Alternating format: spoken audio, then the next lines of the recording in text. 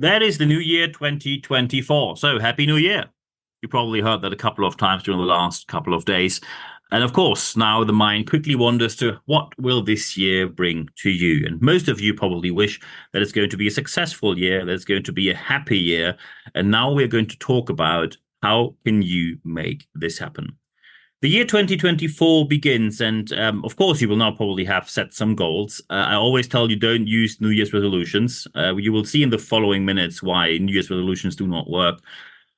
However, most people look back during the last years or look back to the last couple of years and said, well, it didn't go according to the plan. And most likely, quite some of you will not be happy with how the year went. And now we have to look at why did this happen and how can we make this year a better one for you? So the first thing we have to talk about, what is your definition of success? And of course, what happens in most cases, especially with younger people, they look at others who pretend to be successful. The culture we have on Instagram and YouTube simply conveys the impression that the only way to be happy is that you are driving big cars, you're sitting on yachts, you're flying in private jets, and you're making all the money you have automatically with passive income. You do not even have to work anymore, which is, of course, from all of these people, a straightforward lie. So what is success for you?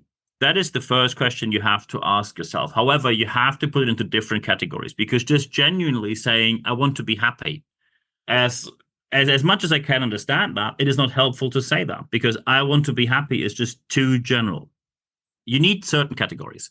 So first one is your private life. What do you want to have in your private life that makes you achieve your goals? Which goals do you have in your private life?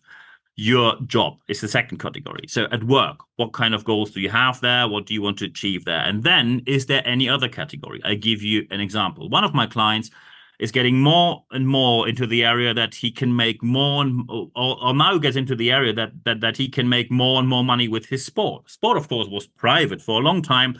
Now he makes money. So will it become a job? Is it already a job? Is it a side job? It's just a whole category. So he has private life, business life, sport. Look in your life. Is there anything that you like to have, which is a third, fourth, or fifth category? And if so, please write that down as well. And by the way, writing down what you want to achieve is always helpful so you can remind yourself of what you have achieved and where you can still optimize for the future.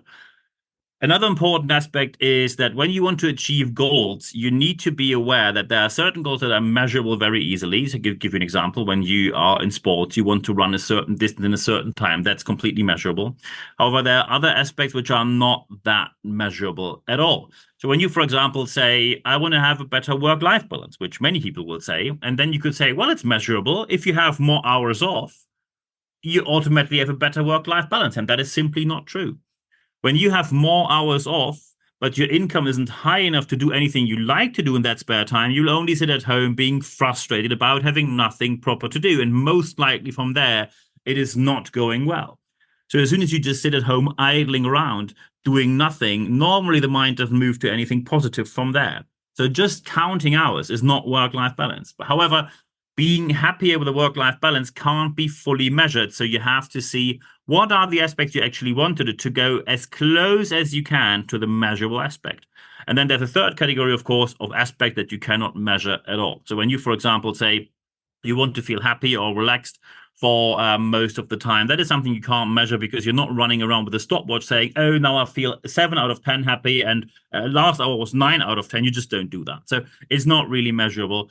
Look at what is measurable. And the less measurable it is, the more likely it is that at the end of the year, you will say you didn't achieve it. So be aware that sometimes you achieved something you just don't know because you cannot measure it. Two aspects which I always need to add when it comes to the definition of success. First, never rely on aspects that you cannot influence. And I give you a very simple example. One of my contacts lives in Hamburg, northern Germany, and that person has a rain protocol because he's very unhappy when it's raining. Hear the news. Hamburg, northern Germany, isn't known to be a particularly sunny place. It's not particularly known for the great weather. So he always posts on social media how unhappy he is, and there's again rain in Germany, rain in Hamburg, whatever, and he's very angry about that. However, he doesn't change anything. You cannot make your happiness rely on something you can't influence. If you say you are heavily relying on weather, move somewhere where the weather is better. Within the European Union, you have lots of places where the weather is better than where you are probably right now in Hamburg. And of course, it's not always possible to move somewhere else. However, when your happiness is relying on something that you cannot influence, there's a very high risk of you being very unhappy very quickly for a very long time. So never make yourself relying on aspects you cannot influence. Second aspect, which is important, is never rely on anything that is about external validation. So when you think you need the applause on social media and the likes and the comments and people need to tell you how great your life is and how much they admire you, that is the straightforward way to unhappiness, because you don't do anything for yourself. You only do it for other people, which is never a smart choice. When you look at leading scientists, so for example, the psychologist Dr. Keltner or the leading scientist Emiliana Simon Thomas, both are scientists at the University of California, Berkeley, and both work at the Greater Good Science Center, an institute at the University of California, Berkeley, which is, by the way, a top 25 university worldwide. The Greater Good Science Center website is something I recommend anyone to go to every single year, or most likely more often. The Greater Good Science Center offers completely for free means and methods how you can be more happy in your life and live a more happy life. It's completely for free.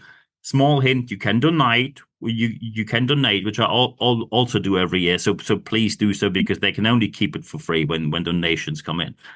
Very important is when you are relying on external validation will sooner or later end, no matter what you do. Sooner or later, someone will come up who is smarter than you, who can do something quicker, who has a better idea, whose approach is more innovative. And when you are relying on that external validation, the problem is that this is never a sustainable approach.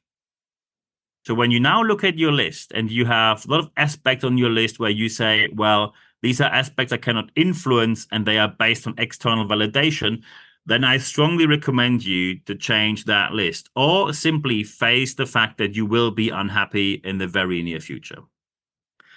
When we now talk about goals, there are certain categories for goals, and I give you a very simple example to make it more tangible. So first category is must-have goals. Must-have goals also, of course, divided in personal life, business life, and any other category you might have. I give you a very simple example. Let's say you work in hospitality, but so far you are not doing too well and you want to make a bit more money. Also, you don't want to serve tables anymore. You want to chat with people, but you want to be behind the bar, but then you need a certificate, a certification as a barkeeper. So your goal is to have a certificate, a certificate as a barkeeper. Depending on the country and the institution you do these courses, this normally takes, when it's a proper one, between 6 to 9 months. So that, if you want to achieve that, also to probably get a bit more income into into your bank account, that is a must-have goal if you want to achieve that. Because without the certificate, you're not going to get the raise, you're not going to get the position, you're not going to get the job. That is a must-have aspect of goals. So look at your year. What are the must-have goals that you have right now? Second category are the good-to-have goals. So, for example, let's stick to the first one. Let's say you got the certificate as a barkeeper, and then you say, well, might come in handy when someone offers me a better job somewhere else. You're actually pretty happy when you become a barkeeper at the location you work right now, and when they pay you a bit more money, you're happy. However, if something better shows up, you would be open to discuss that. That's a good-to-have goal. It's nice. It's good to have. It probably makes you a bit more happy, leads to a bit more income, and maybe good to have means with that income, you can then do your first international vacation. That's a very obvious goal that most people probably will achieve or want to achieve. So good to have is aspect number 2. The third category is nice to have. Nice to have means if it happens or not, it doesn't matter. However, when you achieved all your must have and good to have goals, there should be goals left that you can still accomplish. The nice to have goal list. And the nice to have goal list means, let's say you get the certificate as a barkeeper, you get a better job, you get more income, you have your international vacation. And probably when you say, it would be nice to have some international friends, you probably won't be able to visit them every year, but every once in a while. That's a nice to have goal. So that is on a list for the nice to have. And now you sit down with your list of private goals, job goals, any other category you have, and then the must have goals, good to have goals, and nice to have goals, but at the same time looking at measurable, partly measurable, and not measurable goals, including the fact that you should never rely on anything that you can't influence and nothing that is based on external validation. And now you see how complex the whole idea of planning a year becomes, because we are still not at the end of the list. However, Not much left. Now, sometimes you will look back at the year and say, well, I had some goals, but, I just ran out of time because things happen, reality happens. And I fully agree, reality happens. And then some people Google and say, what is the spare time? What is the buffer time I should always plan? And quickly you will find the number of 20%, which is reasonable, especially in a business context. You usually say 20% is the usual buffer time, spare time, or whatever time you just put in there. However, that is the bare minimum that automatically happens, probably because you probably get sick, or a friend can't keep their promise due to external circumstances, or something in the economy happens, or something with your employer happens, or something in your private life happens. 20% will fill up automatically. That is guaranteed. So it is not a wise choice to do that. It's also not very realistic. I recommend you to plan with a 50% spare time, 50% buffer in all categories, meaning personal time, also meaning resource, for example, friends or any kind of resource you need to achieve your goal. If you want to, for example, build a house, you need probably metal and wood and whatnot, not so easy to get in today's times. And of course, also financially. And now I know that some people will say 50% buffer financially. How should that ever happen? And I know it can be hard. However, you have to see that some of your goals might be your goals and it's your job to achieve it. Them, sorry. And this is now not a popular opinion, I know, but when you, for example, say you work for a company, you have an engineering background, and you want to succeed in different fields, you want to become a leader in your business, there are many training situations, many qualifications, and your employer will most likely support all of these. By the way, if not, you probably really should change your employer. However, most of them have an interest that you stay and that you get more and more qualified. However, when you now say, well, I also want to be a yoga teacher because I really enjoy yoga, did a couple of classes, want to expand into that area and maybe become self-employed as a side business, or maybe even do this full time. Well, here are the news. It's not your employer's job to qualify you for a completely different kind of work. And I know this is always an unpopular opinion. However, when you now say, well, these yoga qualifications cost 3 or 4 thousand euros plus exams, plus, yes, they do. And it's your job to get these savings. I often hear people saying, oh, I want to be, and I just keep the example here. Oh, I want to be a yoga teacher. 4,000 years I can't spend, but this is for my vacation. Well, you have to make tough choices sometimes and invest in yourself in the first place to get the return afterwards. I can tell you not only from my experience, but from many people's experiences, that it doesn't work that you simply say, I keep my lifestyle, I keep my income, and magically something comes on top of it, but not too much effort, please. It became rather unfashionable that people say, I go the extra mile and I invest extra hours, extra work, and my financial resources to achieve something. Feel free to go on my LinkedIn and then look at the qualifications I have. No one paid for them. Surprise, surprise. I took spare time, took my own money to achieve these. And when you want to achieve something in 2024, which is not within the field of your job right now, it is your task to figure out how you will be able to achieve that. And that includes the financial aspect. There are always aspects where you can cut money. And if you can't, either you're not in the position right now that you should proceed, or you simply have priorities which are probably not focused on the right direction. If you want to go out every week and party Friday and Saturday, I can tell you if you only save a couple of days from going out, you can pay for many qualifications only from the money you save there. However, it's your choice. And when you have this 50% buffer, you will be a lot better in achieving your must-have goals, followed by the good-to-have goals, and then the nice-to-have goals at the very end. There are a couple of aspects I want to add at the very end, and these are advice, warnings, impulse ideas, take it as you like. So first, never copy anyone. Do not say this person did this, I do the same, so I get the same result. This is scientifically proven that this does not work for many different reasons, which go far beyond the scope we can cover in this podcast. So never copy anyone else. You have to find your own way. Second, and this is now a clear warning, stay away from any kind of motivational, inspirational, pseudo coaching, singing, clapping event, no matter how nice they feel in a large hall, standing all together and having your affirmations, and you're all now you're manifesting the money. It's all nonsense. It's not going to get you anywhere. This is now all over the place on TV. Warnings are there, including warnings from institutions that take care of people who just dropped out of cults or sects or any kind of absurd other organization you can be part of. There are many coaches out there who promise you anything they can, and I can tell you one aspect: there is never an end of their coaching. You will be first, you will have a free webinar, then you go to the first free event at a very low fee. You have a very easy to read, cheap book, and there's always the next more expensive product. And you're wasting your money on people who have no idea what they're talking about, but they only know one thing. They know how to get your money because they're selling hope, nothing else than hope. Look at the documentaries. If you only look at, for example, James Arthur Ray with the documentation Enlighten Me, where two people died during motivational, inspirational events, and he ended up in jail. And this person is still around. Don't get me wrong. Anyone after they've done something wrong has a right to a second or third chance, whatever they have done. If there's no psychological aspect where you can say you can't let this person get back to humanity because they are too dangerous. However, selling hope is not a sustainable product, not a sustainable approach to anything. The third aspect now is the most unsexy one you probably will hear at the beginning of the year.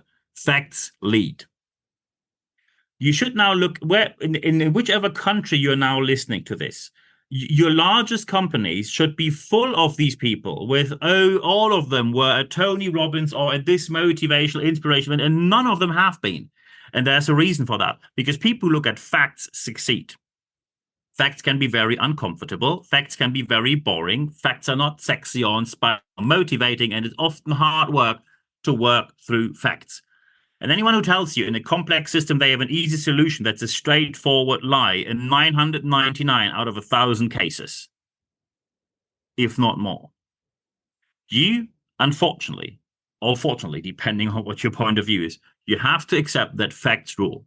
As soon as you focus on facts, with everything I mentioned before, your year 2024 will be a lot more successful than any other year you had before. You will be more realistic with your planning. You will be ambitious with your planning. However, you know the method and the means how to make your life going in the right direction. And it's not happening by telling anyone, oh, you're so amazing. Oh, you're so amazing. And then you clap each other and then you give an applause to this one. And then there's an affirmation here and a manifestation there. Nothing of that has any value anywhere. And the esoteric scene is getting completely out of control, telling you, oh, it's all in some spirit and you have to do the fire ceremony, blah, blah, blah. Nothing of that leads you anywhere.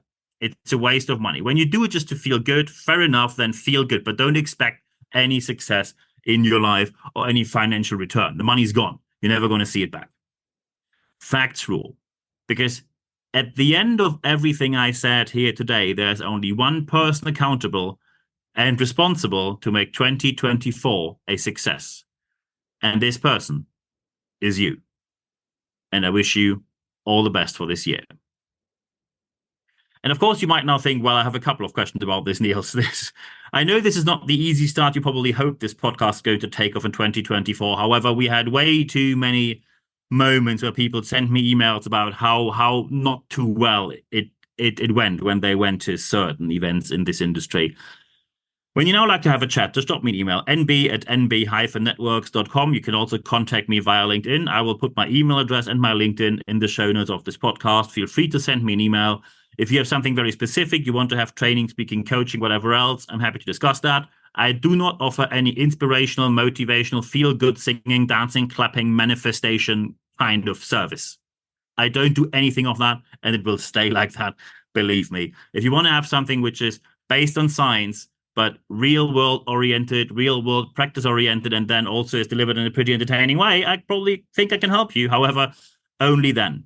And I also have to see if it's a fit between us, if you're qualified for what you want to achieve, etc., etc. So it's not as easy as many people think.